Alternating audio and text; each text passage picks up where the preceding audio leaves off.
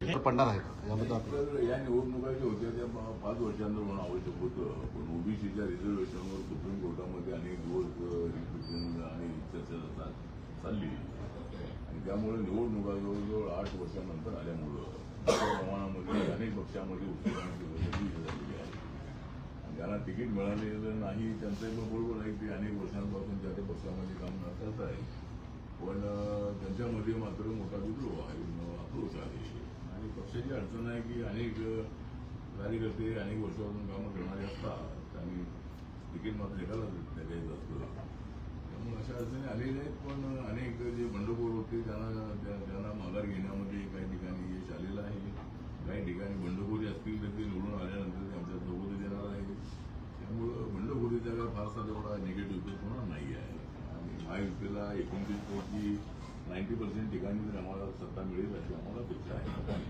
साहेब, दोंडाईच्या नगरपालिकेमध्ये आपण पाहिलं 26 पूर्ण जागा दोंडाईच्या नगरपालिकेमध्ये इथे धुळ्यामध्ये पूर्ण जागा बिनविरोध निवडल्या गेल्या आणि धुळ्यामध्ये आता भाजपच्या 4 जागा बिनविरोध झालेल्या आहेत.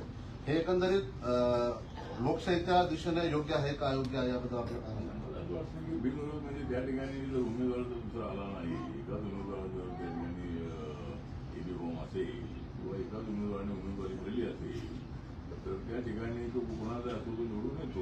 यावेळेला मोठ्या प्रमाणामध्ये बीजेपी, शिवसेना आणि राष्ट्रवादी काँग्रेस यांचे लोक जास्त निवडून आलेले आहेत. त्यांच्यावर काही कोणाची तक्रार अजिबात नाही आहे.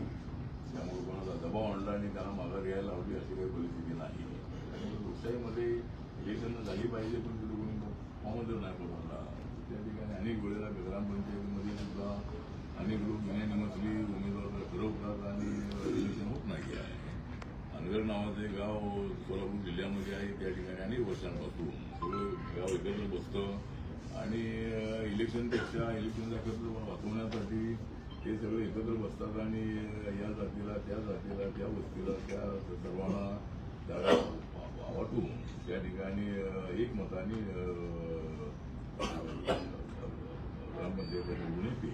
त्यामुळे मला असं वाटतं की ज्या ठिकाणी दुसरा उमेदवार झाला नाही त्या ठिकाणी बिनविरोध निवड होण्याची जी पद्धत आहे ती अनेक वर्षांपासून चालू आहे. यावेळेला मात्र आम्हाला निवडणुकीच्या अगोदर 28 जागा या आमच्या महायुतीच्या निवडून आलेल्या आहेत. कुणावरती दबाव आणल्याची तक्रार कुठेही कोणत्याही ठिकाणी नाही. 2 दिवसापूर्वी